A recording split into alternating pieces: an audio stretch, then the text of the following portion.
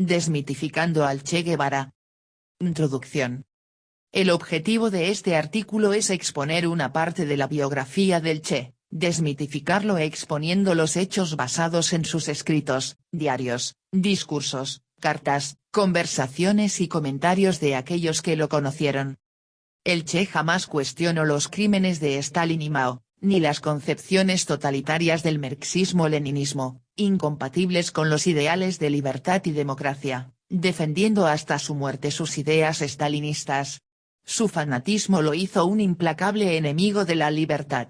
El escritor francés Régis Debray, autor de Revolución en la Revolución, escribió sobre el Che que, él era adepto del totalitarismo hasta el último pelo del cuerpo.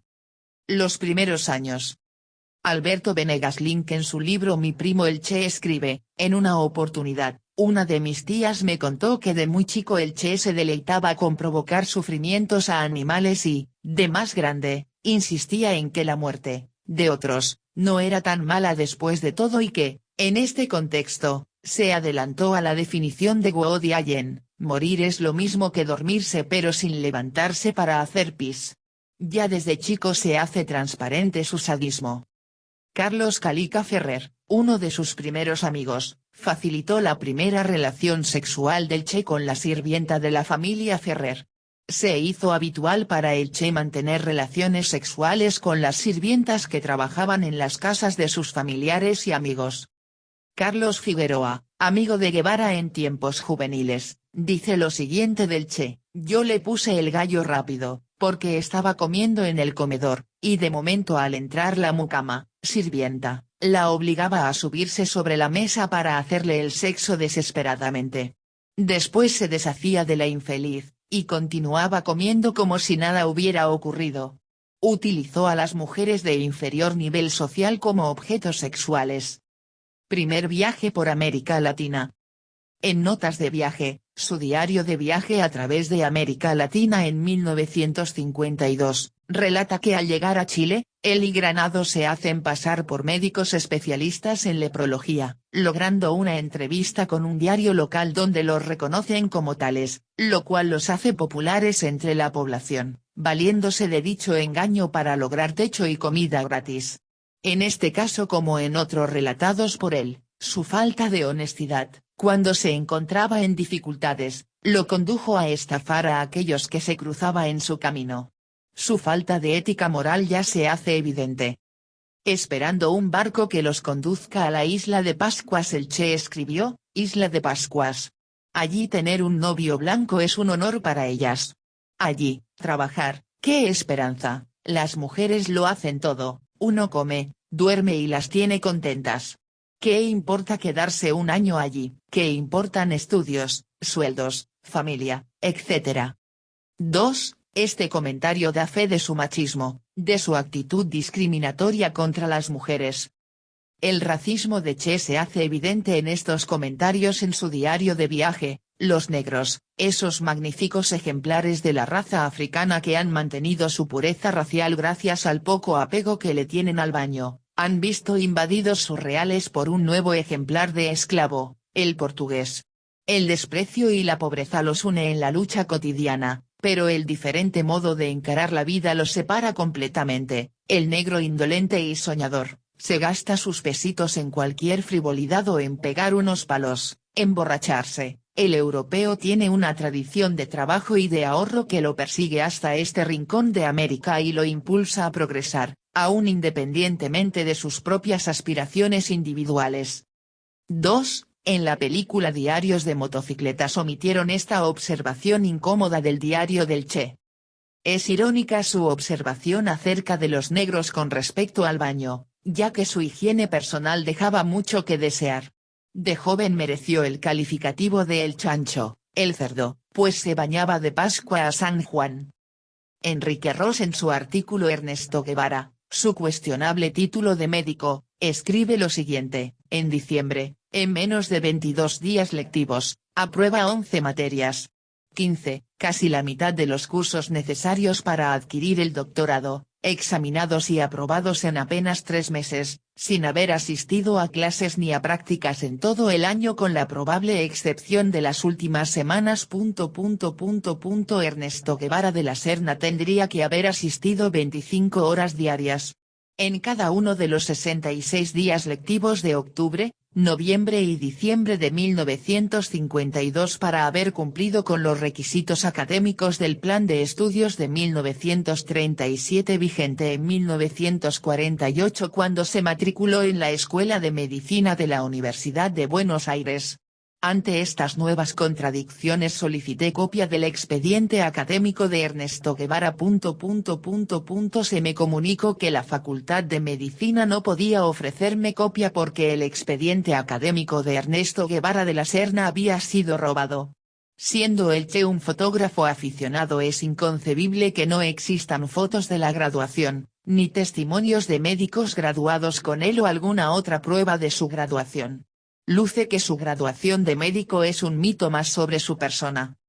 En agosto de 1953 desde el Cuzco escribió a su madre que en los 8 días que estuvieron allí, el chancho se bañó solo una vez y de mutuo acuerdo, solamente por razones de salud. 1. Guevara en su diario boliviano en septiembre 10, 1967, escribe: se me olvidaba recalcar un hecho, hoy, después de algo más de 6 meses, me bañé. Constituye un récord que ya varios están alcanzando. Sus compañeros cubanos, debido a su falta de aseo personal, le pusieron el apodo de bola de churre. En notas de viaje hizo la siguiente observación que llamó notas en el margen, ...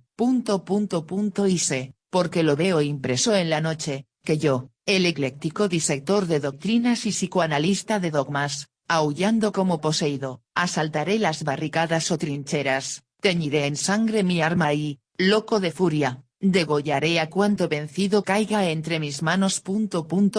Ya siento mis narices dilatadas, saboreando el acre olor de pólvora y de sangre, de muerte enemiga, ya crispo mi cuerpo, listo a la pelea, y preparo mi ser como a un sagrado recinto para que él resucite con vibraciones nuevas y nuevas esperanzas. El aullido bestial del proletariado triunfante.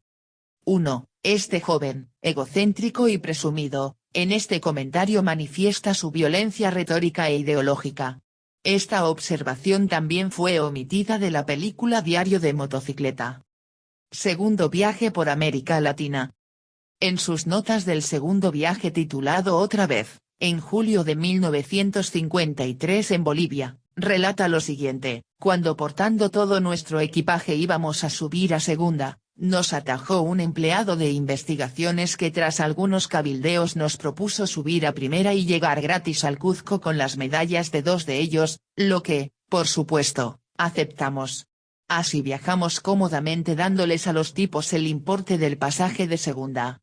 3. Aquí queda muy bien reflejada su debilidad moral, su falta de austeridad. Al llegar a Costa Rica, anota lo siguiente: yo me quedé afuera con una negrita que me había levantado, socorro, más puta que las gallinas, con 16 años a cuesta. 3. Guevara deja claro su desprecio hacia la mujer y su latente resentimiento social se hace evidente una vez más. El 10 de diciembre de 1953, le escribió a su tía desde San José, Costa Rica: en El Paso tuve la oportunidad de pasar por los dominios de la United Fruity, convenciéndome una vez más de lo terrible que son esos pulpos capitalistas. He jurado delante de una estampa del viejo y llorado camarada Stalin que no descansaré hasta que vea aniquilados a esos pulpos capitalistas. Otra carta enviada a la misma tía la firmó como Stalin y. Aún más importante fue el hecho de que cuando Guevara visitó la URSS en su capacidad como uno de los líderes de la Revolución cubana en noviembre de 1960, insistió en depositar un tributo floral en la tumba de Stalin, haciendo caso omiso de la recomendación del embajador cubano Faure Chomón, uno de los sobrevivientes del directorio revolucionario que atacaron el Palacio Presidencial. Es importante tener en cuenta que esto ocurrió más de 4 años después de las revelaciones de Khrushchev sobre los crímenes de Stalin. Che Guevara durante la mayor parte de su vida no tuvo empleo estable, y dependió de su madre, su hermana Celia y su tía Beatriz, que solían enviarle dinero, y de otras mujeres en su vida, para que lo ayudaran a obtener empleo y también en el pago de sus deudas. John Lee Anderson en su biografía del Che relata los siguientes casos. Para ayudarle en su búsqueda de obtener un puesto de médico, la bien conectada Hilda Gadea le presentó a algunos de sus contactos gubernamentales de alto nivel. La contendiente principal por las atenciones de Ernesto durante febrero y marzo de 1954 fue una enfermera llamada Julia Mejía. Ella había preparado una casa en el lago Amatitlán en donde Ernesto podría ir a pasar el fin de semana. Al poco tiempo, comenzaron a tener una relación casual. En marzo, la situación de Ernesto cambió muy poco. Hilda pagó parte de su cuenta de la pensión, Julia Mejía le consiguió una entrevista de trabajo en la selva oriental de Petén. Con algunas joyas que Hilda le dio con dicho fin, él pagó parte de su cuenta de la pensión. Enseguida, encontró trabajo de noche descargando toneles de alquitrán en una cuadrilla de construcción de carreteras. Trabajó una segunda noche solamente. Fue la primera tarea sostenida de trabajo físico que jamás hiciera. En julio Che escribió en su diario en referencia a Hilda, lo que sí la afectó es que le confesé la acogida con la enfermera. 3. En agosto un amigo de Gualo García llega a Guatemala en uno de los aviones que venían a recoger a los exilados argentinos, trayendo $150 enviados por la familia del Che y se los entregó. Che escribe en su diario que también le enviaron 2 trajes, 4 kilos de hierba y una montaña de pequeñas cosas estúpidas. 3. Che se va con Hilda a San Juan Zacatepéquez en un viaje de despedida, y describe lo siguiente en su diario: hoy, lo dediqué a despedirme de Guatemala con un paseíto a San Juan Zacatepéquez con profusión de franelas, caricias, y algún polvito superficial. 3. 1955 comenzó con pocos cambios para Ernesto. Por el momento, su realidad seguía siendo la de un joven vagabundo argentino. El hecho de que Ernesto ahora necesitó a Hilda de nuevo para el préstamo ocasional y, como él había escrito en su diario, para satisfacer la urgente necesidad de una mujer que coja. 1. En esta vida de vagabundo que adoptó por su propia elección, se nos muestra como un ser cruel, duro, irresponsable y aprovechador de las mujeres que lo ayudaron en este periodo de su vida, a las que consideraba de carácter débil, y que le permitió vivir del cuento. Aquellos que intentan presentar al Che como un filántropo de firmes valores cristianos, la respuesta se las da él en este fragmento de la carta que le escribió a su madre el 15 de julio de 1956 desde una prisión mexicana: no soy Cristo y filántropo, vieja, soy todo lo contrario de un Cristo, y la filantropía me parece cosa de palabra ilegible. Por las cosas que creo, lucho con todas las armas a mi alcance y trato de dejar tendido al otro, en vez de dejarme clavar en una cruz o en cualquier otro lugar. En carta a Tita Infante, en octubre de 1956, le comenta: por supuesto, todos los trabajos científicos se fueron al cuerno y ahora soy solo un asiduo lector de Carlitos y Federiquito, en referencia a Karl Marx y Friedrich Engels, y otros hitos. Por otro lado te diré que tengo una cantidad de chiquilines de sexto año encandilados con mis aventuras e interesados en aprender algo sobre las doctrinas de San Carlos, eufemismo por Karl Marx. El tiempo libre lo dedico al estudio en forma informal de San Carlos. En esta y otras cartas se hace evidente la formación marxista del Che, y en este caso también el uso de la doctrina marxista en el lavado de cerebro de los niños con propósitos políticos. Pedro Corzo en el documental Anatomía de un mito, refiere sus conversaciones con Miguel Sánchez, el coreano, responsable de instruir militarmente a los revolucionarios de la Fuerza Expedicionaria del Granma en México en 1956. El coreano afirmó que el Che tenía siempre problemas con los negros y los despreciaba al igual que a los indios de México, a los que se refirió como la indiada analfabeta de México. La cara racista del Che se muestra de nuevo. Sediento de sangre en la Sierra Maestra. Finalmente se prepararon para el ataque, y dejaron a Chicho Osorio al cuidado de 2 hombres con encargo de matarlo apenas iniciado el tiroteo, cosa que cumplieron estrictamente. según escribió fríamente el Che. 1. La ejecución se llevó a cabo en la madrugada del 17 de enero de 1957 cuando comenzó el tiroteo. Hilda Gadea, primera esposa del Che, publica en su libro Ernesto, Memorias del Che Guevara en Sierra Maestra, la carta que él le enviara con fecha de enero 28 de 1957, en la cual se puede apreciar su disposición violenta y sádica en esta frase: querida vieja, aquí, en la selva cubana, vivo y sediento de sangre, escribo estas ardientes líneas inspiradas en Martí. El 18 de febrero de 1957 el guía campesino Eutimio Guerra, acusado de pasar información al enemigo, es enjuiciado por los rebeldes y condenado a muerte. A la hora de la ejecución, sus compañeros no se deciden a pasarlo por las armas, y es cuando Che se adelanta, extrae su pistola matando de un disparo en la sien a Eutimio, describiendo el acto en su diario de la Sierra Maestra. Acabé el problema dándole en la sien derecha un tiro de pistola, calibre 32, con orificio de salida en el temporal derecho. Boqueó un rato y quedó muerto. Al proceder a requisarle las pertenencias no podía sacarle el reloj amarrado con una cadena al cinturón, entonces él me dijo con una voz sin temblar muy lejos del miedo: arráncala, chico, total. Eso hice y sus pertenencias pasaron a mi poder. 1. Posteriormente Che escribirá en su diario: ejecutar a un ser humano es algo feo, pero ejemplarizante. De ahora en adelante aquí nadie me volverá a decir el sacamuelas de la guerrilla. En una carta a su padre refiriéndose a dicha ejecución escribe: tengo que confesarte, papá, que en ese momento descubrí que realmente me gusta matar. Marcos Bravo, dirigente del movimiento clandestino del 26 de julio, en su libro La otra cara del Che, relata que un soldado del gobierno de 17 años, capturado e interrogado por el Che, le respondió: no he matado a nadie, comandante. Acabo de llegar aquí, soy hijo único, mi madre es una viuda y me incorporé al ejército por el salario, para enviárselo a ella todos los meses. No me mate. No me mate, signo de exclamación, signo de interrogación abierta. ¿Por qué?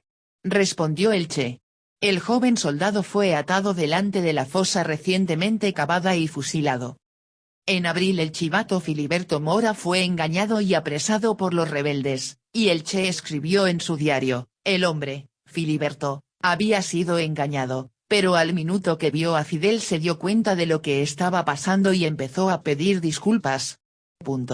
Se ajustició al chivato: a los 10 minutos de darle el tiro en la cabeza lo declaré muerto. A fines de mayo 2 soldados en ropa de civiles, que estaban espiando alrededor del aserradero del Ubero, fueron hechos prisioneros. Se determinó fusilarlos antes del ataque a la guarnición del ejército en el Ubero. Che escribió en su diario: se cavó la fosa para los 2 guardias chivatos y se dio la orden de marcha. La retaguardia los ajustició. En el mes de octubre el Che ejecutó a Aristidio, un campesino que durante su ausencia vendió el revólver que le había dado, y expresó su deseo de abandonar la lucha cuando los rebeldes se trasladaran a otro lugar. Su duda sobre la ejecución de Aristidio quedó reflejada en su diario en este comentario: si realmente era lo suficientemente culpable como para merecer la muerte. En otras ocasiones Che simulaba ejecuciones, vendando a los acusados y disparando al aire, como método de tortura psicológica. La marcha del Che a través de la Sierra Maestra estaba sembrada de cadáveres de chivatos, desertores y delincuentes, hombres cuyas muertes había ordenado y en ocasiones ejecutado él mismo. 1.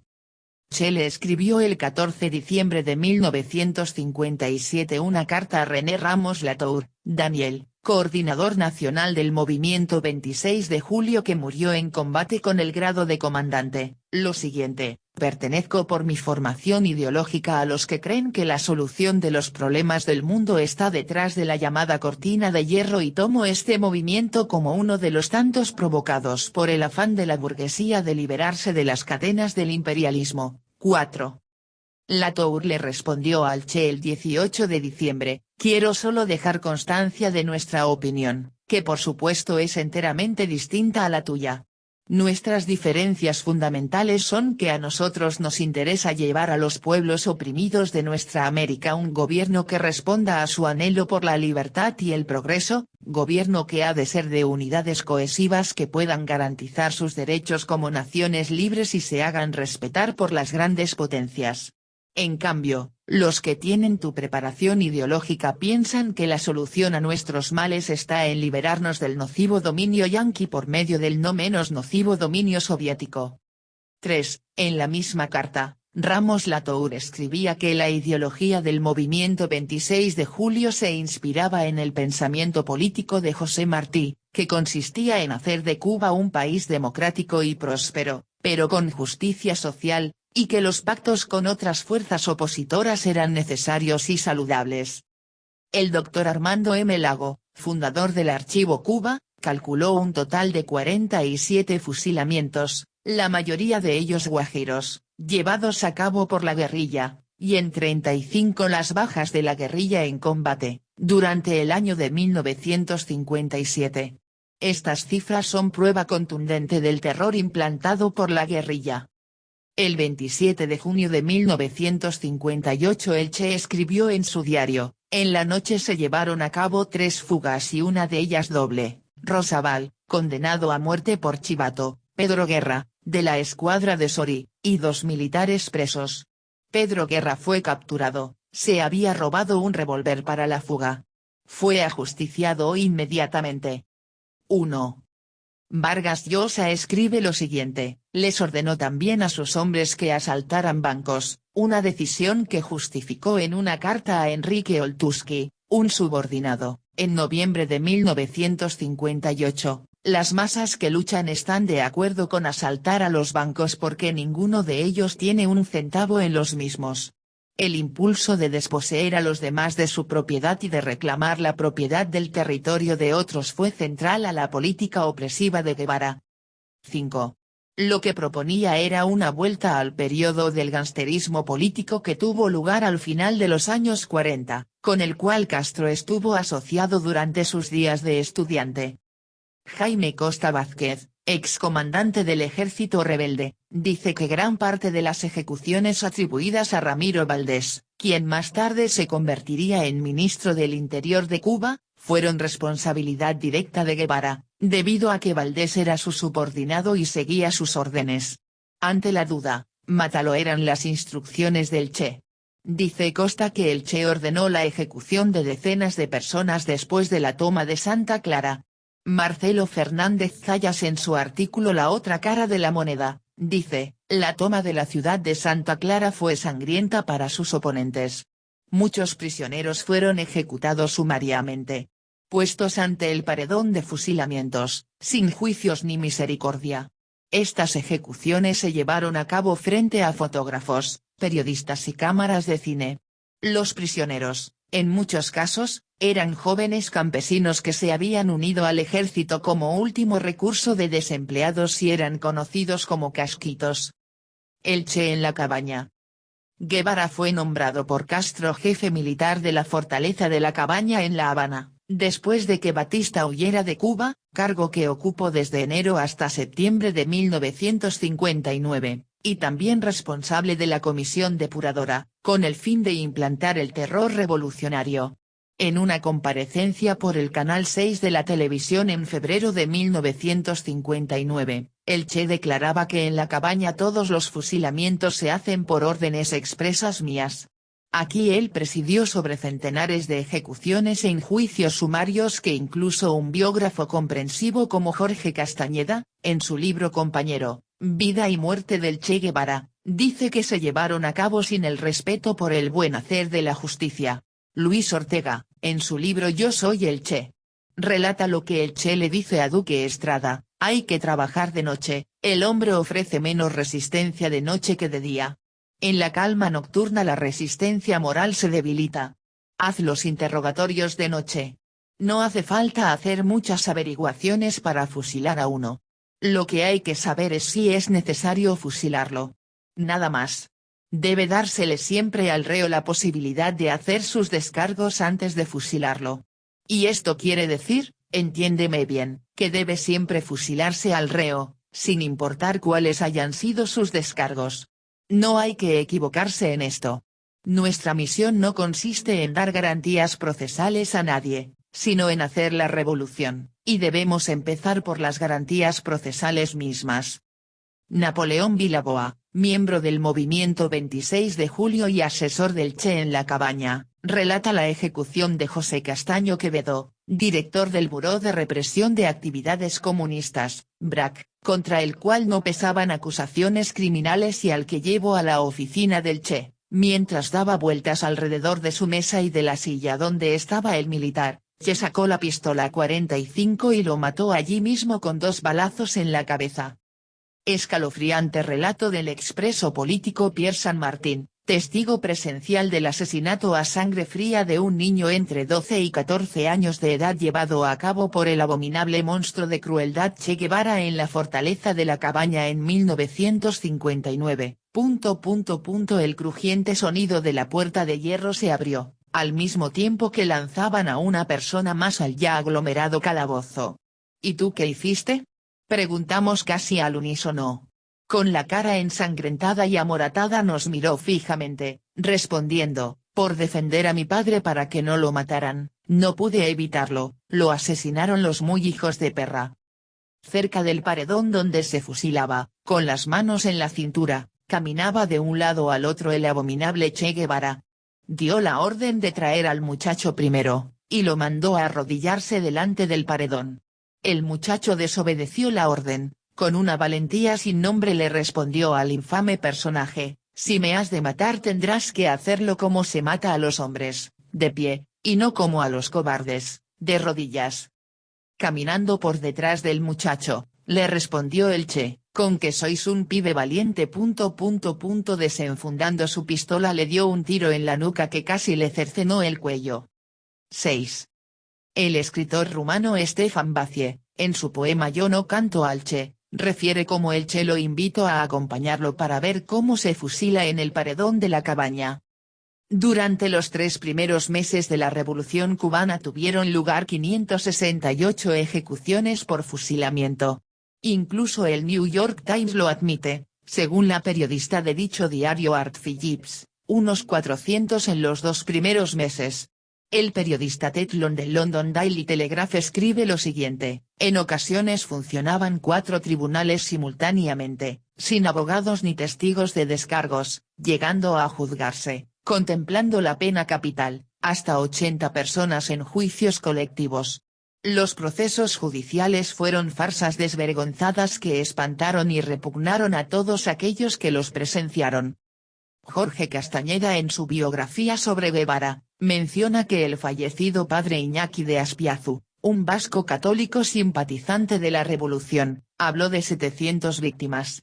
Luis Ortega escribe en su libro Yo soy el Che que Guevara envió a 1,897 hombres al pelotón de fusilamiento. En su libro Che Guevara, una biografía, Daniel James escribe que el Che admitió haber ordenado varios miles de ejecuciones durante los primeros años del régimen castrista. Félix Rodríguez, un ex agente de la CIA, que participó en la captura del Che en Bolivia, le contó a Vargas Llosa que se enfrentó al Che tras su captura recriminándole las más o menos 2,000 ejecuciones de las que fue responsable a lo largo de su vida. Me dijo que eran todos agentes de la CIA y no discutió la cifra. Como contraste en los juicios de Nuremberg, al finalizar la Segunda Guerra Mundial, de los 24 líderes nazis acusados de crímenes de guerra solamente se aplicó la pena de muerte a 11 de ellos. En una carta escrita en mayo de 1959 a su amigo Julio el Gaucho Castro se despide con esta frase, un fuerte abrazo del que es llamado y que la historia llamará... Che.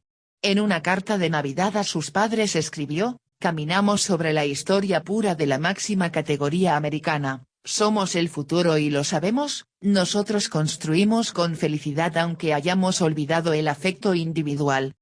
1. En estas frases, que lo pintan de cuerpo entero, se manifiesta su carácter arrogante, su delirio de grandeza, al exagerar su propia importancia histórica. Exportación de las guerrillas.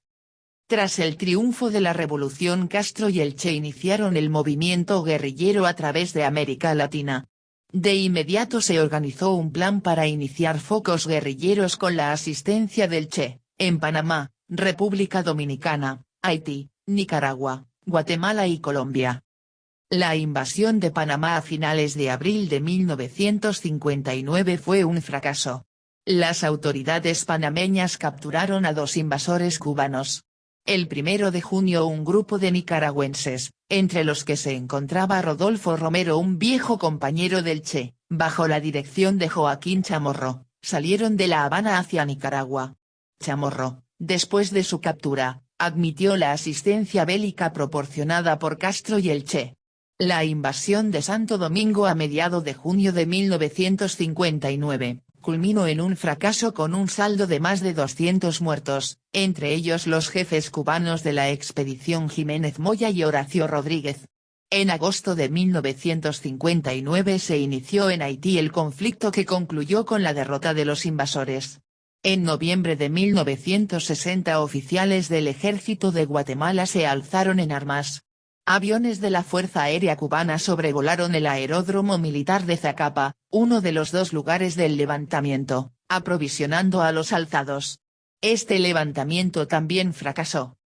La intervención cubana en Venezuela en apoyo de la guerrilla, fracasa cuando el ejército de Venezuela, en noviembre de 1963, sorprende un desembarco oriundo de Cuba en la península de Paraguaná. En febrero de 1964 la OEA condenó la interferencia del régimen castrista en Venezuela. La operación guerrillera comenzó en la Argentina a principio de 1964 en la provincia de Salta, con el periodista argentino Jorge Ricardo Massetti al frente de la misma. Las operaciones fueron supervisadas por el Che. En abril de 1964. El ejército argentino atacó el campamento guerrillero con el resultado de varios guerrilleros muertos, entre ellos el instructor cubano capitán Hermes Peña, escolta del Che, y 14 fueron hechos prisioneros. Massetti desapareció en la selva de Salta sin dejar rastros, y el foco guerrillero fue eliminado. Cuando Alberto Granados le preguntó por qué estaba deprimido a raíz de este descalabro, el Che le contestó: "Aquí me veis detrás de un pupitre, jodido, mientras mi gente muere durante las misiones a las que yo los he enviado". José Pardo Llada en el libro Fidel y el Che, escribe lo que le dijo el Che en 1959, hay que acabar con todos los periódicos, pues no se puede hacer una revolución con libertad de prensa. Los periódicos son instrumentos de la oligarquía. El régimen controló, censuró o clausuró los periódicos y revistas, las estaciones de radio y de televisión y la industria del cine. La libertad de prensa e información fueron suprimidas. La misión diplomática comercial. En junio de 1959 Guevara fue enviado en una misión diplomática con el objeto de establecer nuevas relaciones comerciales, realizar ventas de azúcar y obtener armas en Yugoslavia, no teniendo éxito en ninguna de ellas. En El Cairo se entrevistó con Gamal Abdul Nasser, quien relató en sus memorias que Guevara le preguntó cuántas personas habían emigrado de su país a raíz de la reforma agraria. Cuando Nasser contestó que nadie se había ido, el Che le dijo enojado que la manera de medir la profundidad del cambio es medir el número de personas que sentían que no había lugar para ellos en la nueva sociedad. En la India su entrevista con el primer ministro Nehru, durante un espléndido almuerzo, no aportó resultado en el establecimiento de relaciones comerciales. En el Japón su propuesta de permutar azúcar por productos japoneses fue rechazada en la entrevista que sostuvo con el ministro de Comercio Exterior. En su entrevista con el primer ministro de Indonesia Sukarno, también fracasó en venderle azúcar y en el establecimiento de relaciones comerciales. Durante su estancia en Yugoslavia se entrevistó con Josip Broz Tito, no teniendo éxito en obtener armas de dicho país. En uno de los párrafos de la carta de julio de 1959 a su madre, publicada en el libro escrito por su padre Mi hijo el Che, escribe: "Soy el mismo solitario que era, buscando mi camino sin ayuda personal, pero tengo el sentido del deber histórico. No tengo casa, ni mujer, ni hijos, ni padres, ni hermanos, mis amigos son mis amigos mientras piensen políticamente como yo. En carta a su madre hablando sobre su primer matrimonio en agosto de 1955, voy a tener un hijo y me casaré con Hilda en estos días. La cosa tuvo momentos dramáticos para ella y pesados para mí, al final se sale con la suya, según yo por poco tiempo, según ella para toda la vida. Cuando Hilda Gadea, su esposa, llegó a Cuba con su hija en enero de 1959, se encontró que su esposo estaba viviendo con su amante Aleida March, la cual quedó embarazada. En mayo el Che se divorció de su esposa y se casó con su amante en su oficina de la cabaña. Después de una breve luna de miel, salió del país en su primer viaje diplomático. Durante los 2 meses que estuvo ausente, nunca se comunicó con Aleida. Aleida le dijo lo siguiente a Anderson: Che fue un machista como la mayoría de los latinos. Fue irresponsable con su propia familia, abandonando a sus mujeres e hijos cuando más lo necesitaban, por seguir sus aventuras guerrilleras. A Hilda le pagó con la traición la ayuda y el amor que ella le dio. Las mujeres jugaron un papel secundario en su vida. La homofobia del Che. Che tuvo un rol principal en el establecimiento del primer campo de trabajos forzados en la península de Guanahacabibes en el oeste de Cuba, que se puso en marcha a finales de 1960, para confinar personas que no habían cometido delito sujeto a castigo por la ley, revolucionario o de otro tipo. Che defendió dicha iniciativa diciendo: nosotros solamente enviamos a Guanahacabibes aquellos casos dudosos de los que no estamos seguros que deban ser encarcelados. Nosotros mandamos a Guanahacabibes a la gente que no debería ir a la cárcel, gente que ha cometido crímenes contra la moral revolucionaria, en mayor o menor grado. 5.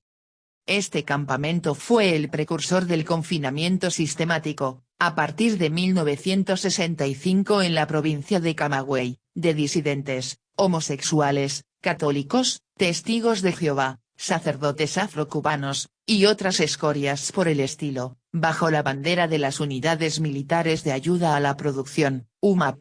Hacinados en autobuses y camiones, los desadaptados serían transportados a punta de pistola a los campos de concentración organizados sobre la base del modelo de Guanahacabibes. Algunos nunca regresarían, otros serían violados, golpeados, o mutilados, y la mayoría quedarían traumatizados de por vida, como el sobrecogedor documental de Néstor Almendros Conducta impropia se lo mostrara al mundo un par de décadas atrás. 5. La homofobia del Che se manifiesta en el cartel colocado a la entrada del campo de trabajos forzados, donde confinaron a los homosexuales, donde se leía el trabajo os hará hombres, réplica del lema el trabajo os hará libres utilizado en los campos de concentración nazis.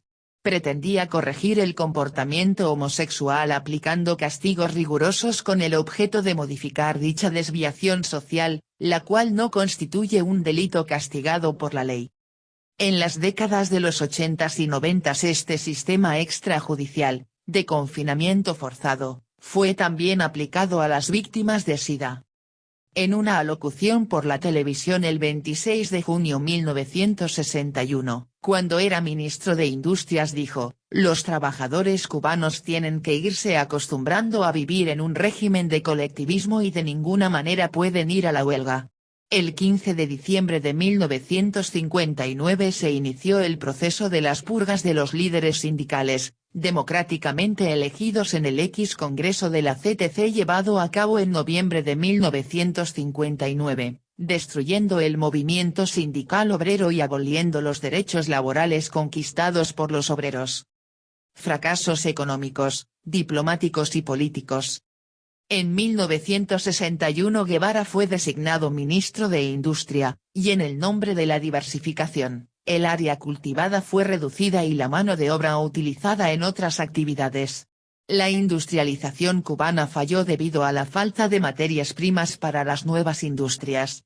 Ya para 1963 se abandonaron las esperanzas de industrialización, y durante el periodo de 1961 al 1991, la isla sobrevivirá gracias al subsidio soviético de $120 millones. Como jefe de la delegación diplomática cubana en la Conferencia de Punta del Este, En su discurso durante la quinta sesión plenaria del CIES, el 8 de agosto de 1961, predijo lo siguiente: la tasa de crecimiento que se da como una cosa bellísima para toda América es 2,5% de crecimiento neto. Nosotros hablamos de 10% de desarrollo sin el menor temor, 10% de desarrollo es la tasa que prevé Cuba para los años venideros. ¿Qué piensa tener Cuba en el año 1980? Pues un ingreso neto per cápita de unos $3.000, más que los Estados Unidos actualmente. El per cápita de Cuba solo fue de $1,873 en el año 2004.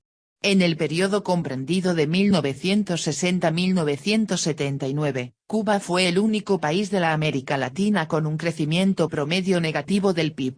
Durante la década del 1991-2000, el promedio anual del PIB fue de menos 1,9%, en penúltimo lugar entre los países de la América Latina, superando solamente a Haití.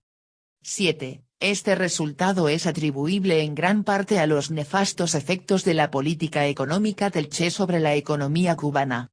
En 1959 Cuba ocupaba el segundo lugar de riqueza económica en América Latina. Durante la crisis cubana de los cohetes en octubre de 1962, el Che apoyó a Fidel en la confrontación nuclear con Estados Unidos. Che se decepcionó cuando Khrushchev decidió retirar los cohetes, ante la amenaza de una guerra nuclear. Ver las memorias de Nikita Khrushchev. Él le dijo al reportero británico Sam Russell del periódico socialista Daily Worker que si los cohetes hubiesen permanecido en Cuba, los hubiésemos utilizado contra el mismo corazón de los Estados Unidos incluyendo a Nueva York. Nunca debemos establecer la coexistencia pacífica. En esta lucha a muerte entre dos sistemas tenemos que ganar la victoria final. Debemos andar el sendero de la liberación incluso si cuesta millones de víctimas atómicas. En su odio profundo contra los Estados Unidos, este monstruo de crueldad no vaciló en apoyar el confrontamiento nuclear sin importarle un comino que tal acción sellara el aniquilamiento del pueblo cubano y de gran parte de la humanidad. El 11 de diciembre de 1964, durante su primera intervención en la Asamblea General de las Naciones Unidas, el Che dijo: como marxistas hemos sostenido que la coexistencia pacífica entre las naciones no incluye a la coexistencia entre los explotadores y el explotado. Como representante del gobierno cubano fue severamente atacado debido a las ejecuciones por fusilamiento sin ningún tipo de proceso judicial y evidencia requerida en un Estado de Derecho. Guevara, en su segunda intervención, haciendo uso del derecho de réplica, respondió: nosotros tenemos que decir aquí lo que es una verdad conocida, que la hemos expresado siempre ante el mundo: fusilamientos, sí, hemos fusilado, fusilamos y seguiremos fusilando mientras sea necesario. Nuestra lucha es una lucha a muerte. 7. Esto demuestra su intransigencia con sus enemigos políticos, que estaba dispuesto a hacer correr la sangre y que no le preocupaba el llevar a la muerte a millones de personas. En respuesta a una pregunta de Richard Otelet de la CBS en el programa Ante la Nación, New York, 14 de diciembre de 1964, el Che contestó: el camino para la liberación de los pueblos, que será el camino del socialismo, marchará a través de las balas en casi todos los países, y puedo pronosticar con tranquilidad que usted será testigo. El Che, defensor de la violencia política, fracasó una vez más. Guevara, en su viaje a Argelia en 1965, cuando le preguntaron por el fracaso económico dijo cínicamente: tenemos un país para experimentar, nos equivocamos pero seguiremos experimentando, hasta que aprendamos. Dicho aprendizaje ha ocasionado el fracaso económico más grande de toda la América Latina. 8. En febrero de 1965 en la Conferencia Internacional de Argel, el Che en su discurso criticó a la Unión Soviética por adoptar lo que él denominaba la ley del valor, la cual organiza y regula la actividad humana en la sociedad capitalista.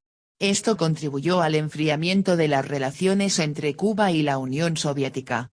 El embajador soviético en La Habana se quejó a Castro por la conducta antisoviética del Che. Castro disintió públicamente de la política antisoviética del Che, y esto dio lugar a que el Che fuera apartado del círculo gobernante. En marzo de 1965 Castro envía al Che, que había adoptado una posición pro-China, al frente de una delegación a China con el objeto de restaurar las deterioradas relaciones. Los camaradas chinos argumentaron que la revolución estaba influenciada por los revisionistas soviéticos, argumento que fue rechazado por la delegación cubana, ocasionando el estancamiento de las conversaciones. El Che, una vez más, falló en su encomienda. Fracaso guerrillero en el Congo. Guevara en su diario sobre su experiencia guerrillera en el Congo, entre abril y diciembre de 1965, comienza con esta observación: esta es la historia de un fracaso. La aventura que él dirigió en el Congo fue un fiasco. El Che, jefe blanco de la expedición compuesta por 2 batallones de soldados negros cubanos, alrededor de 200, descubrió que la negrura no garantizó la mezcla de cubanos con los africanos y el régimen cubano reconoció posteriormente como un error que todos los soldados enviados fueran negros. Los negros cubanos eran extranjeros, que se consideraban superiores y trataban con gestos de desprecio a los congoleses, que resentían dicho trato.